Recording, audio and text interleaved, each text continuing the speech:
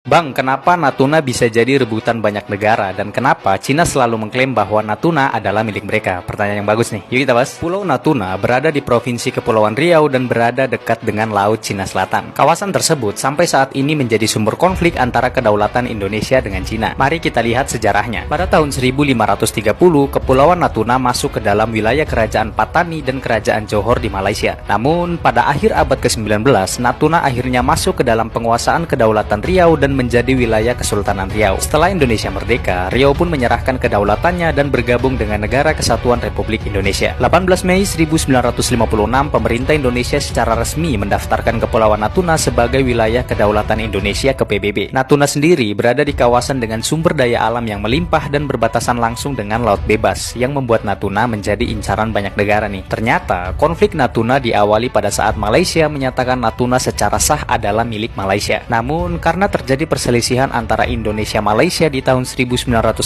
sampai 1966, Malaysia akhirnya membatalkan niat mereka untuk mengklaim Natuna agar menghindari konflik berkepanjangan dengan Indonesia. Setelah selesai dari perselisihan dengan Malaysia, Indonesia pun membangun infrastruktur di Kepulauan Natuna. Penduduk Natuna pada saat itu terdiri atas etnis Melayu sekitar 85%, etnis Jawa sekitar 6,34%, dan etnis Tionghoa sekitar 2,52%. Sebenarnya, sejak tahun 1996, Indonesia telah mengerahkan lebih dari 20.000 personel TNI untuk menjaga Natuna yang memiliki cadangan gas terbesar di Asia. Kemudian, muncullah kebijakan pemerintahan dari Partai Kuomintang di Taiwan yang menyatakan bahwa wilayah Cina mencapai 90% Laut Cina Selatan. Nah, kebijakan inilah yang membuat konflik Indonesia dengan Cina di kawasan Natuna dan membuat repot negara-negara tetangga yang berbatasan langsung dengan Laut Cina Selatan. Tahun 2009, secara nyata Cina melanggar 9 titik yang ditarik dari Pulau Spratly di tengah Laut Cina Selatan. Lalu, Cina mengklaim wilayah tersebut sebagai zona ekonomi eksklusif dari negara mereka. Presiden Susilo Bambang Yudhoyono pun tidak tinggal diam dan memprotes langkah Cina tersebut melalui PBB. Kemudian, memasuki era Presiden Jokowi, beliau pun kembali menegaskan dengan keras bahwa klaim Cina tidak memiliki dasar hukum internasional apapun. Presiden Jokowi pun mengatakan bahwa Cina harus hati-hati dalam menentukan peta perbatasan laut mereka, karena Indonesia adalah salah satu negara yang terancam dirugikan akibat 9 titik yang digambar oleh Cina. Menurut Kementerian Luar Negeri yang pada saat itu menjabat, klaim Cina atas Natuna telah melanggar zona ekonomi eksklusif milik Indonesia. Posisi Natuna pun sebenarnya sangat jauh dari Cina, bahkan Natuna justru lebih dekat dan berbatasan dengan Malaysia dan Vietnam. Sampai saat ini, Natuna masih menjadi sasaran dari negara-negara asing sampai beberapa kali Indonesia menangkap kapal asing yang masuk ke Natuna. Itulah tadi alasan singkat kenapa Natuna bisa jadi rebutan banyak negara dan kenapa Cina bisa mengklaim bahwa Natuna adalah milik mereka.